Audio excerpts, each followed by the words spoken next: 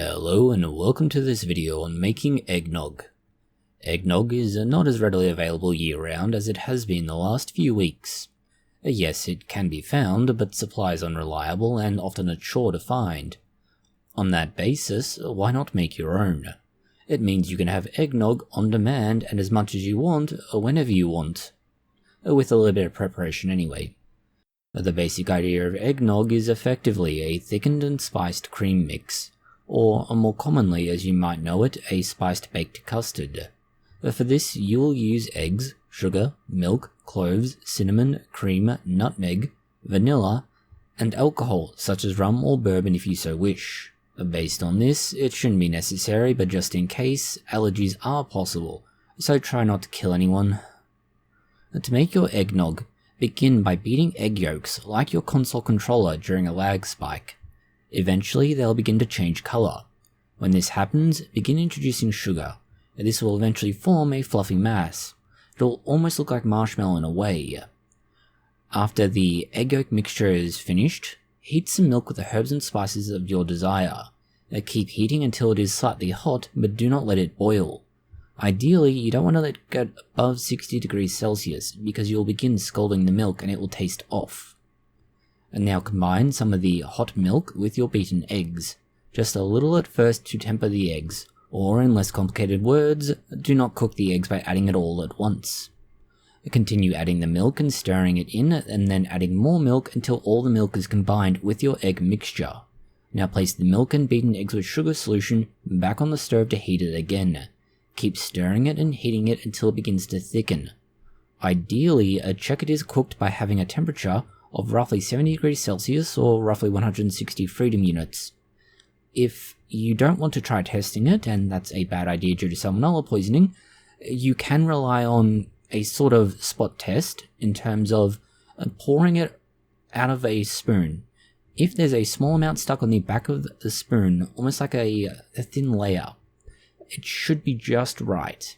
Although that will be just right, so cooking a little bit more won't hurt, but you won't get a great deal more thickness either. And now that it is thickened, add some of the cream.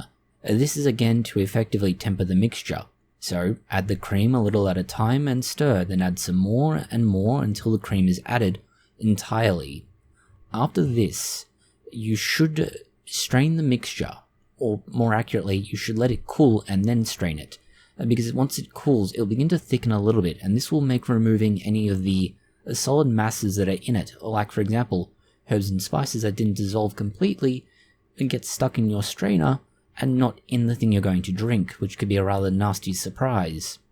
Once you have strained it and removed any undesired solid masses, place it in the fridge to cool properly.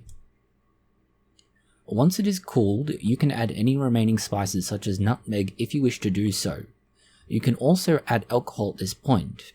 You stir to combine it and place it back in the fridge once more again to chill or cool for about an hour before it is ready to be served.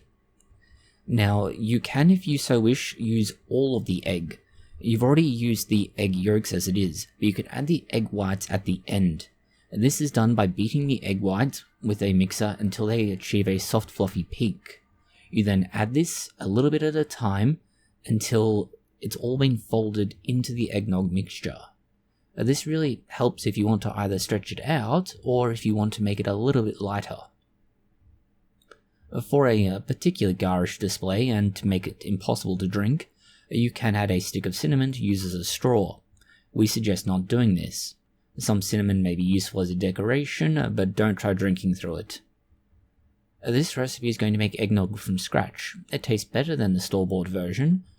The only major downside to this is that, well, it doesn't store as well. It will not keep for more than a few days, and this is down to the fact that it is a relatively fresh product, but also all the ingredients in it aren't really designed to be heated and cooled repeatedly. Because of this and the nature of the products used to make it, your ingredients put you at a greater risk of food poisoning, so best consume within 3 or 4 days. At a stretch, maybe 5. Thank you for watching this video. If you found it interesting, consider liking, sharing, and subscribing. Please do post any comments, questions, or suggestions you have below.